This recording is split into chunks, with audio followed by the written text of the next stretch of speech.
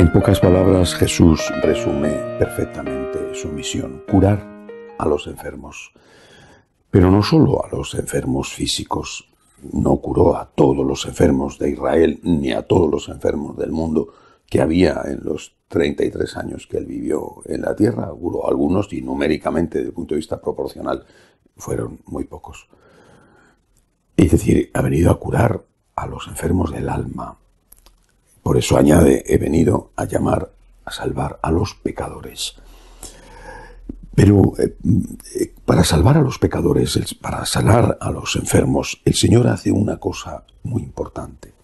Se pone a nuestro nivel, representado y simbolizado con este ir a comer a la casa de Leví, un publicano, una persona de mala fama porque cobraba impuestos para los romanos y porque seguramente se quedaba además con una parte de los impuestos que no declaraba ni siquiera a los romanos, es decir, cobraba de más.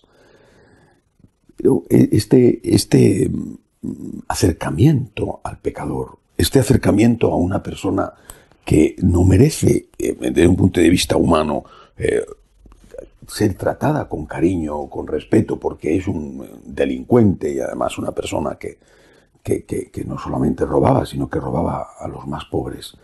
Este acercamiento es el que va a tocar el corazón en este caso, de Leví, es decir, del pecador. La metodología que sigue el Señor es siempre la misma. Él ha venido a amarnos.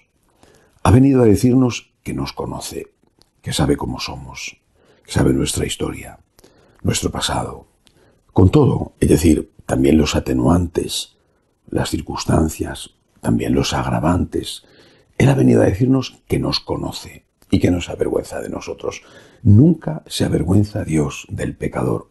No significa que no se avergüence del pecado. Es diferente. El Señor ha venido a sanar, a salvar lo que estaba perdido. Ha venido a sanar y a salvar al pecador. Pero precisamente la forma de salvar y sanar al pecador es quitarle del pecado. Si no, habría venido a dejar al pecador en su pecado, a dejar al enfermo en su enfermedad. No se avergüenza del enfermo, pero no bendice y acepta la enfermedad. Al contrario, porque ama al enfermo, quiere curarle de su enfermedad. Para poder curarle de su enfermedad, necesariamente tiene que identificar la enfermedad, rechazar esa enfermedad, atacar esa enfermedad. Por eso, Él ama al enfermo, no ama la enfermedad. Y por eso el enfermo se siente querido por Él. El pecador se siente querido por Él.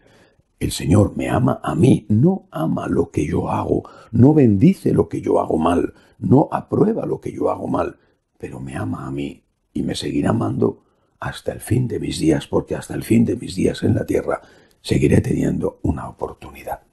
Ahora, ¿cuál es la respuesta? No lo cuenta el Evangelio de hoy, pero por ejemplo en el caso de San Mateo sabemos cuál fue la respuesta y fue una situación equivalente. Incluso algunos piensan que este Leví del Evangelio era el propio Mateo. Bueno, la respuesta es el agradecimiento.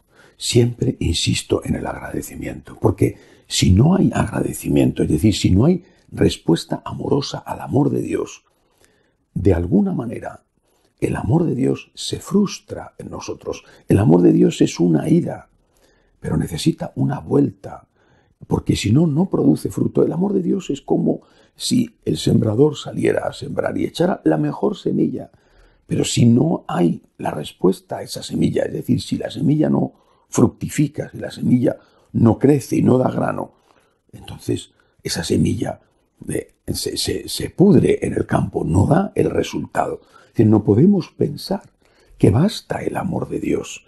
El amor de Dios es la primera parte imprescindible. Sin eso y sin la ayuda de la gracia no podemos hacer el bien, pero tenemos que colaborar con la gracia. Y para eso vuelvo a insistir, el agradecimiento ante el amor de Dios, que no lo merecemos, y un agradecimiento que se traduce en obras de agradecimiento, es decir, en conversión, en lucha por ser mejor, en reconocimiento de nuestros pecados, en aceptar la misericordia divina y que eso transforme, aunque sea poco a poco, que transforme nuestra vida para que sea aquel himno de agradecimiento que el Señor ha venido a encontrar y que el Señor merece encontrar. Que así sea.